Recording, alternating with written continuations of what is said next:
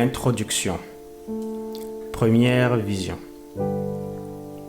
Une fois dans une nuit sombre, je suis allé seul dans la forêt pour prier, et m'assoyant sur un rocher, j'ai mis devant Dieu mes nécessités profondes et j'ai demandé son aide. Peu de temps après, voyant venir un pauvre homme vers moi, je crus qu'il était venu me demander du soulagement parce qu'il avait faim et froid.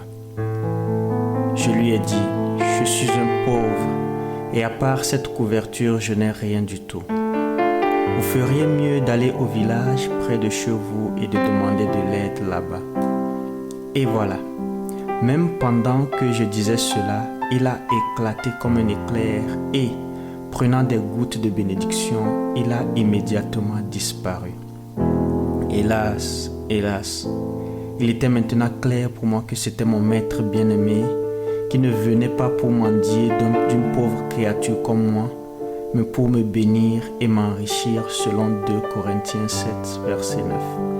Et ainsi je restais à pleurer et à me lamenter et manque de perspicacité.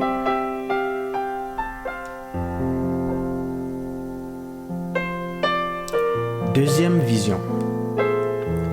Un jour, mon travail étant terminé, je suis allé encore dans la forêt pour prier et assis sur ce même rocher a commencé à considérer pour quelle bénédiction je devais faire la pétition. Tandis qu'il était ainsi occupé, il me sembla qu'un autre vint près de moi qui, jugé par ses manières, ses vêtements et sa manière de parler, paraissait être un serviteur révéré et dévoué de Dieu. Mais ses yeux étincelants d'habileté et de ruse, et en parlant, il respirait une odeur d'enfer. Il m'adressa donc la parole. « Seigneur, pardonnez-moi d'interrompre vos prières et de rompre votre intimité. Mais il est de notre devoir de chercher à promouvoir l'avantage des autres, et par conséquent, je suis venu vous exposer une question importante. Votre vie pure et désintéressée a fait une profonde impression non seulement sur moi, mais sur un grand nombre de personnes pieuses. Mais bien qu'au nom de Dieu, vous vous soyez sacrifiés corps et âme pour les autres, vous n'avez jamais été vraiment apprécié. Je veux dire que, étant chrétien, seuls quelques milliers de chrétiens sont sous votre influence, et même certains d'entre eux se méfient de vous. Combien serait-il préférable de devenir hindou ou musulman et de devenir ainsi un grand leader? Ils sont à la recherche d'une telle tête spirituelle. Si vous acceptez cette suggestion. Dès que j'entendis cela, voici ce qui s'échappa de mes lèvres. Toi, Satan, va-t'en d'ici. Je suis tout de suite que tu étais un loup en habit de brebis. Ton seul souhait est que je renonce à la croix et au chemin étroit qui mène à la vie et choisis le large chemin qui mène à la mort. Mon maître lui-même est mon lot et ma part. Lui-même a donné sa vie pour moi et il me convient d'offrir en sacrifice ma vie et tout ce que j'ai à celui qui est tout pour moi. Pars donc, car avec toi je n'ai rien à faire.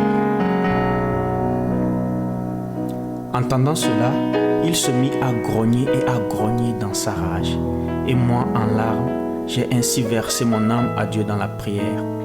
Mon Seigneur, mon Dieu, mon tout en tous, vie de ma vie et esprit de ma vie, esprit de mon esprit, regarde en miséricorde sur moi et ainsi remplis-moi de ton Saint-Esprit, que mon cœur n'aura de place pour l'amour que de toi.